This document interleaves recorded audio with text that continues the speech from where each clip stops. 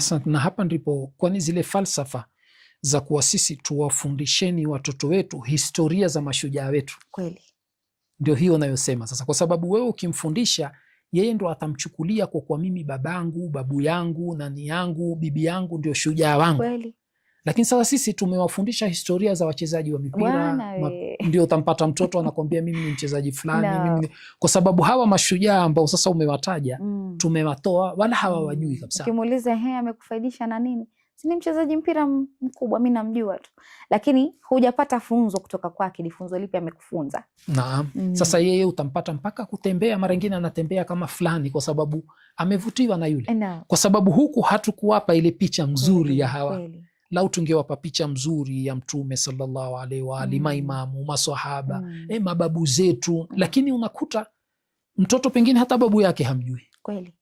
Sasa hili ndo tatizo kubwa, ambapo hiki chombo kikisha kuwa kitupu wewe umempa nafasi ya na ndipo pale utapata leo ukisikia mazingira ya mfano university, mashule yetu ni mazingira, kuna baadhi ya shule kumeoza yani kiupande wa maadili, ambapo ile mipaka nikaitangulia kuisema, ile ambayo ilikuwa tumezoeshwa ndani ya majumba yetu ikiwekwa baina ya watoto wa kike na wa kiume, baina hata mama na watoto wake wa kiume au baba na watoto wake wa kike, unakuta imevunjwa. Kwa hiyo kule tukienda imekuwa ni rahisi wale vijana kupokea, kwa sababu wameshaona huku pia ni kitu cha kawaida.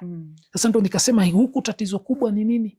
Sisi tumezembea katika malezi na kila kitu tumechukulia ni kitu kidogo, au time zote tunachukulia bado mdogo, hafai kupewa majukumu, bado mdogo. Sasa kesho ameshamaliza kidato cha 4, ulikimchukulia mdogo, sasa wewe ndo wasema ni mkubwa, umpeleke chuo, umempeleka bado ni mdogo, hata nguo zake za ndani hawezi kufua.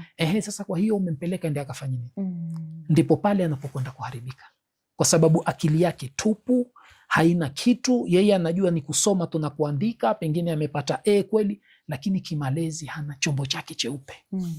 Sasa siwaona hili ndio tatizo kubwa ambalo sisi tunaposema kwa kuwa vijana ndio uti wa mgongo wa jamii, wa umma, au ndio mustakbali wa kesho wa jamii zetu, lakini sasa unakuta tumewaharibu, kwa maana wende wakaharibu jamii. Ndipo hapa niliposema kwa kuwa ilikuwa sisi katika huu mzunguko, huu karantina hii, ambapo tukitoa tu watoe vijana wazuri wende wakarakibisha, kwa sababu ugonjwa ni wa ndani, si ugonjwa wa nje. Kwa hiyo wakitoa wende wakautibu, lakini si tumechukua ugonjwa tumekwenda kupeleka nje ndo umalize.